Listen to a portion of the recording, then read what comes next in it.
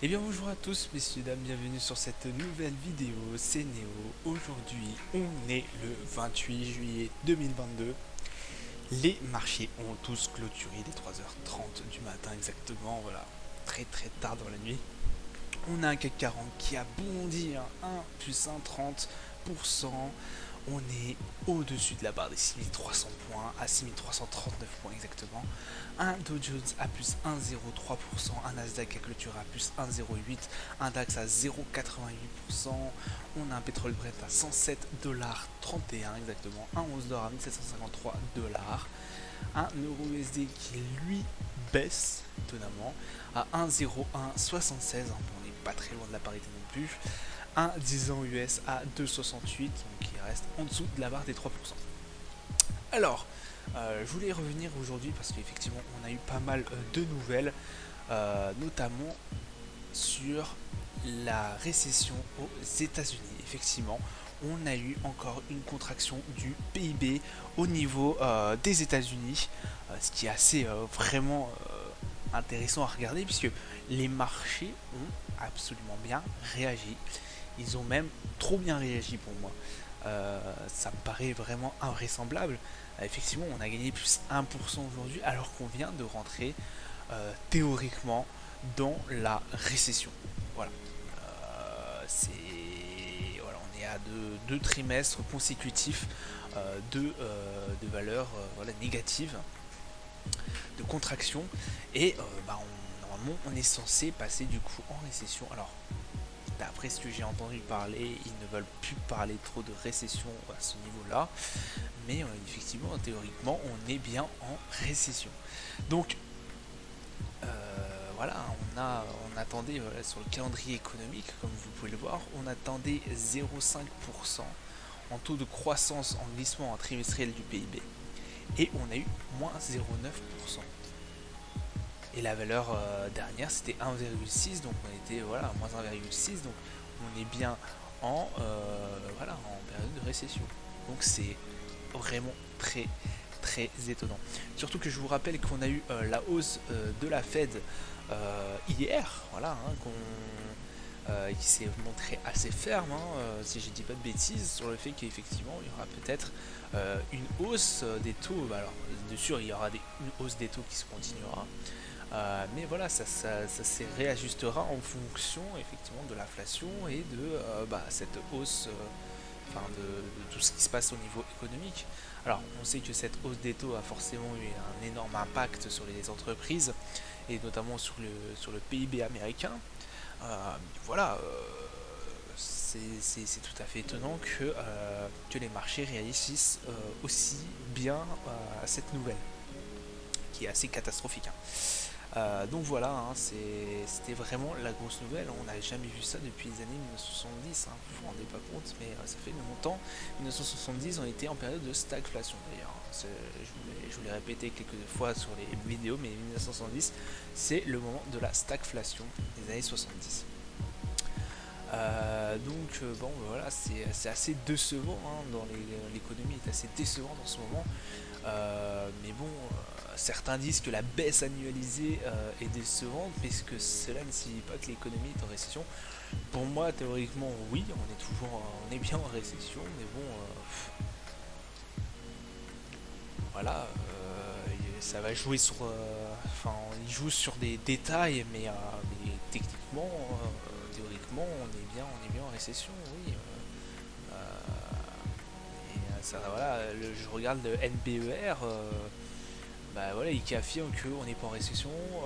Ils disent pas qu'on est en récession parce qu'effectivement on crée 400 000 emplois. Alors oui, l'emploi aux US est bien. Il y a certaines choses qui sont, il y a des notamment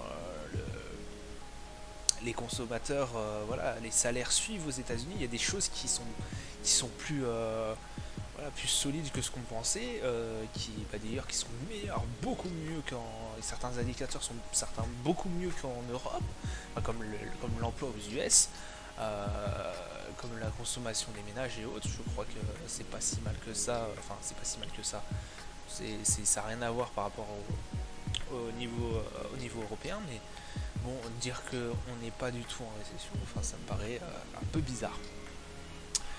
On a aussi voilà, les États-Unis qui ont créé en moyenne 457 000 postes non agricoles par mois, donc une dynamique qui est vraiment assez bonne, mais effectivement oui, qui est assez bizarre. En fait, c'est vraiment un ensemble qui est extrêmement compliqué.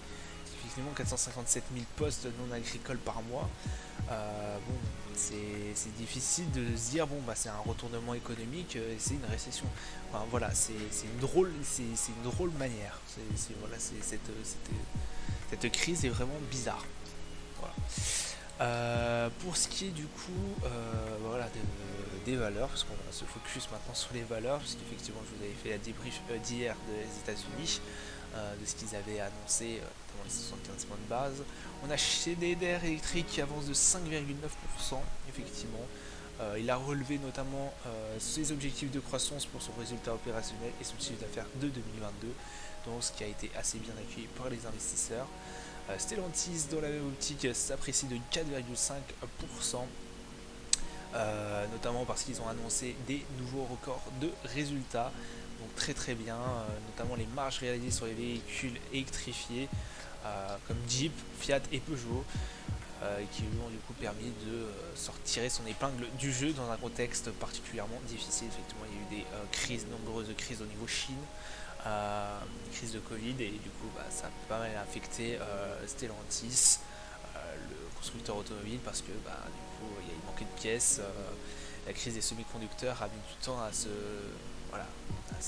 partir. On a Airbus qui lui abandonne 4,1%, effectivement parce que ce dernier a du coup baissé son objectif de livraison d'avions pour 2022. Il a notamment décalé début de 2024 sa cible de cadence de production de 65 avions par mois pour la famille A320, notamment en raison des difficultés rencontrées par la chaîne de logistique. Donc voilà, ça n'a pas forcément plu aux investisseurs. Il prévoit donc aussi de livrer 700 avions au lieu de 720. Et après, bon, les objectifs restent maintenus sur la plupart voilà, des objectifs qui s'étaient tenus. Total Energy qui perd 2,9%, effectivement, malgré un record du deuxième trimestre, des profits records du deuxième trimestre. Les analystes sont aussi beaucoup déçus par le programme de rachat d'actions. Ils espéraient ça un peu plus important. Donc voilà, Total Energy perd 2,9%. Dans la même optique, Téléperformance qui lâche 4%. Effectivement, le gérant des services clients externalisés qui publie un chiffre d'affaires légèrement supérieur aux attentes. Mais bon, voilà, une confirmation qui est jugée conservatrice par certains analystes. Voilà, il n'a pas fait l'unanimité non plus. Score qui plonge à 15,6%. Voilà, on les accuse notamment de perte de 239 millions d'euros au premier semestre contre un profit de 380 millions en un an plus tôt, pardon. Il y a Score, il y a eu plein de choses, voilà, ils sont un peu dans la mouise. Notamment ils ont eu la sécheresse au Brésil, la guerre en Ukraine et la poursuite de l'épidémie du Covid, qui a particulièrement pesé du coup sur les performances de la boîte.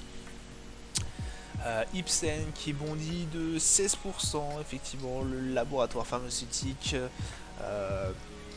et pharmaceutique aussi a relevé du coup à ses objectifs pour 2022. Des publications qui étaient robustes et des résultats semestriels qui étaient vraiment bien appréciés par les investisseurs. Accor qui chute de 10%, voilà, malgré l'annonce d'un net redressement de ses résultats au deuxième trimestre. Mais les prévisions sont jugées les prévisions annuelles sont jugées trop médiocres, trop ternes par les analystes. Donc voilà, c'était tout pour les niveaux des valeurs. Au niveau du calendrier économique, donc aujourd'hui, les grosses nouvelles, c'était le taux d'inflation au niveau de l'Allemagne qui a pris moins 0,1%, donc voilà, on est en train de baisser au niveau de l'Allemagne. À 14h30, on a eu du coup le taux de croissance trimestriel du PIB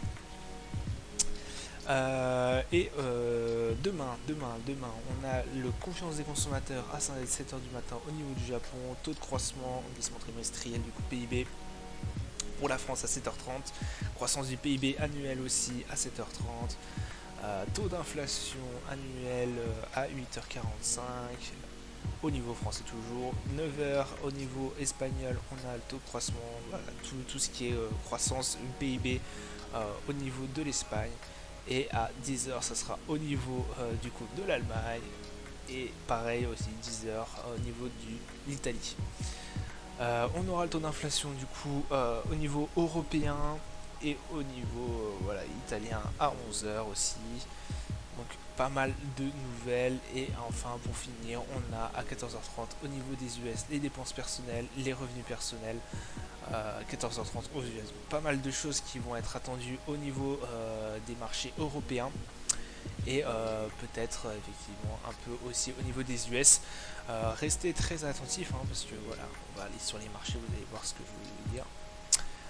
Au niveau du coup du Nasdaq, regardez, on est bien à 12 875 points. Vraiment gros rebond, ça fait 2 jours qu'on fait un énorme rebond. On vient de taper justement cette barre à 12 800 points et quelques, qui risque d'être une grosse résistance. On a un CAC 40, regardez le CAC 40 messieurs dames, 6374 points. On a eu énormément d'hésitation sur les coups de jusqu'à 14h30. Moi je pensais qu'au bout d'un moment les marchés allaient baisser, tellement qu'on avait bien augmenté la veille. Et ben non, pas du tout. Voilà, on a bien on aura un beau rebond au niveau des marchés. Voilà, on va aller chercher les barres des 6400 points. Donc restez très vigilants. Voilà, si les indicateurs ne sont pas bons, dans la logique, le CAC ainsi que les indicateurs, les indices boursiers, européens risquent de chuter. Voilà, dans la même optique aussi, on a l'euro USD qui lui ne fait pas grand chose, à 1,01. On a eu une grosse baisse hier, mais bon, ça s'est repris du coup en fin de matinée. Voilà, restez aussi à la veille, à l'affût si vous tradez un peu sur l'euro USD, sur le Forex. Le Dow Jones du coup à 32 400 points, 541 points pardon. Là moi j'ai mis une grosse range à les alentours des 32 000, donc on est situé entre la range du 32 000 et 31 460 et 32 000 pardon, 240. Le DAX, bon bah voilà, on avait bien repris hier, ça fait aujourd'hui pardon, ça fait une belle bougie bleue. Voilà, on commence à arriver sur le plafond des 3500 et quelques points, donc faire très attention. Voilà, ça reste compliqué là ces valeurs en ce moment. Le Brent qui a pas fait grand chose aujourd'hui. Bon là ce soir il est en train de remonter sous la barre des 107 $. Faire très attention, on est sur une barre aussi à 107 $. On risque de la dépasser, peut-être arriver à 108, mais voilà, on a cette grosse barre de 108 $ qui n'a pas été franchie depuis le 1er juillet. Au niveau de l'or, on a eu une belle hausse. Au niveau de l'or, on est à 1753 points. Voilà, pas grand chose à dire. On est toujours compris entre la range entre les 1789 points, donc les 1700 et les 1800 points. Donc voilà, très intéressant le gold qui nous fait pratiquement pas son rôle, mais voilà, c'est assez compliqué à décrire parce qu'effectivement on est dans une crise inflationniste et le gold ne fait pas mention, ne fait pas protection, c'est plutôt le dollar, ce qui est assez marrant entre parenthèses. Puisque effectivement de base normalement l'or est censé être une valeur complètement refuge, mais bon ce n'est pas le cas toujours, effectivement, parce que là voilà, les marchés remontent, donc normalement on devrait assister à une baisse de l'or, et il s'en est rien, effectivement on a de l'or qui augmente, alors bien aussi parce qu'on est rentré en période de récession au niveau des US, bien qu'ils ne veulent pas le dire, mais voilà, ça peut être une valeur assez intéressante à jouer l'or, surtout qu'il y a pas mal de mouvements. Voilà, ça sera tout pour moi pour aujourd'hui. Je vous laisse là-dessus, je vous dis bon trade. Du coup à dimanche si j'arrive à sortir la vidéo dimanche. Je vous souhaite un bon week-end pour ceux que je verrai pas et je vous dis à plus tard. Ciao ciao.